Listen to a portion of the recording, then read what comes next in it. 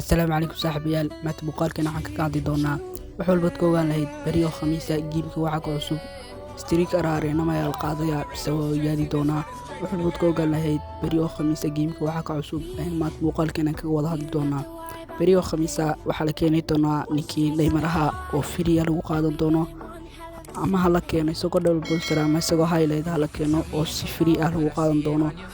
Neymarkii yaraa ee Santos joogay ama Neymar wiil oo imika hadda ayaa la keeni doonaa labada mid ayaa la keeni doonaa insha Allah xagan player of the week waxa ugu cadcad ninkii Mbappe iyo Ricardo Calafiori hada loodan nin ayaa ugu cadcad xagan player of the week